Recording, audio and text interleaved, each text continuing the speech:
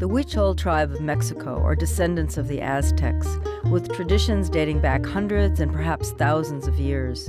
They live in Mexico's Central Pacific region in the Sierra Madre Occidental Mountains. Their art is a ceremonial offering for their gods. In the 1950s, they began making crafts for tourists to explain their stories and visions. These visitors appreciate the beautiful colors and designs in the art and carry these images to their homes all over the world. Isabel Jordan came to Mexico as a tourist. She fell in love with the country and the beautiful work of the Huichol and moved there.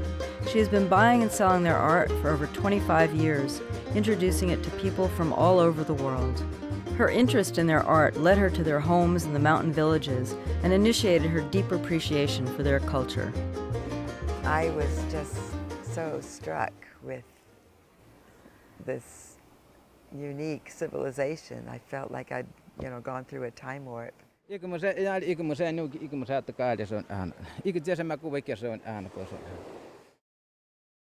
then they started showing me the artwork, and I bought a few pieces to bring home and give to friends. And the next thing I knew, like a week later, people who had gotten my address while I was up there were showing up at my doorstep with cardboard boxes full of art. Huichol art began as offerings with simple designs. Gourds are used as offering bowls with glass beads pressed inside. The beads are held in place by beeswax and pitch from trees. Each bead and each strand of yarn are carefully pressed into pliable wax. It's amazing to think that all of this detail is done just by holding a ball of yarn and pushing it in with their fingernail. And then they have these little fingernail scissors. So when it's a small area, they just poke it in with that. But the shading, everything, amazing. Once they began making crafts for tourists, the designs became much more complex, with the entire gourd surface filled in. The Huichol religious belief system is very complex, with mother gods, father gods, fire, water, corn, and deer deities. The yarn paintings show the traditional stories that have been passed on for countless generations. Es parte de nuestra cultura, es parte de la tradición. Y esto nos enseñaron nuestros padres, nuestros abuelos, nuestros ancestros, y nosotros hacemos este trabajo, esta artesanía, para que no se pierda lo que es la cultura, lo que es la tradición. This shows some of the symbols that are really important, basic symbols to the Huichols.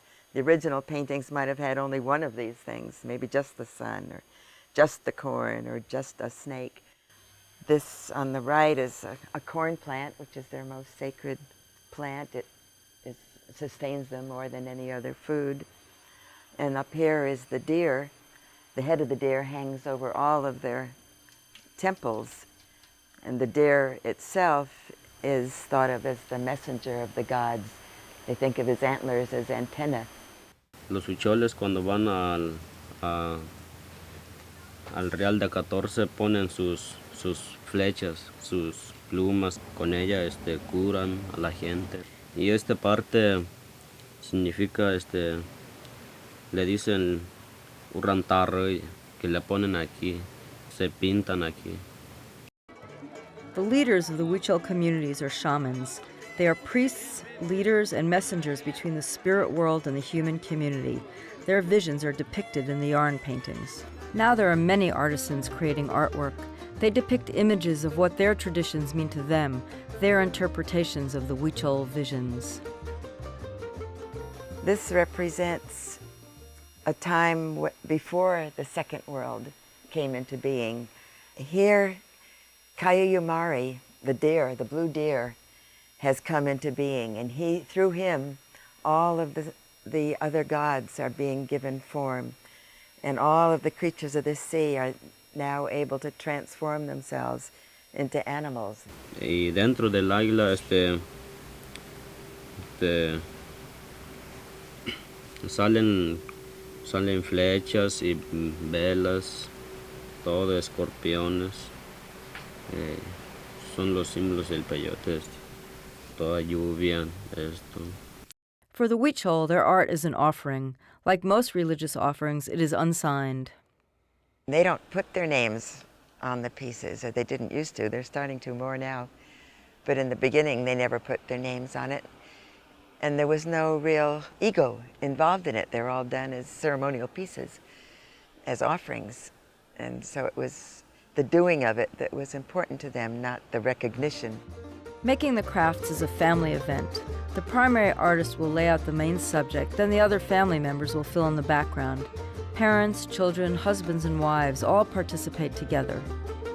Yo hago los dibujos, todo, y mi señora lo rellena todo. Pero yo le estoy, le voy diciendo qué colores mete, qué colores va a meter ahí. Yo también sé que qué colores les gusta a la gente. Así. ¿Y tú también? Y yo también me gustan estos colores. Y así es. What I've noticed when I'm up in the mountains with them is that they get up in the morning and the men go out and gather wood and bring it in. The women build the fire and cook the beans and the tortillas, and they all kind of do family things together to get started in the day, and then they have their breakfast. And then they all go outside and sit in the sun where it's warm and where the wax will be soft for them to work with. The Huichol lifestyle is very community-oriented. They work and celebrate ceremonies together. The creation of the crafts is a reflection of their community spirit. Huichol traditions have survived for centuries, but modern encroachments challenge their way of life, making it more difficult to remain true to themselves and their customs. They are very dependent on and appreciative of outside support from people who recognize and respect the importance of older cultures. With the Huichols, I think if they're given help through the hard times to stay at home doing what they're doing these wonderful ceremonies and creating this incredible art, then I think they will survive. De que el Huichol siga todavía, siga viviendo y que siga conservando todo lo que tiene, aunque haya muchos obstáculos, pero nosotros queremos de que todavía nos queremos y no queremos ser historia.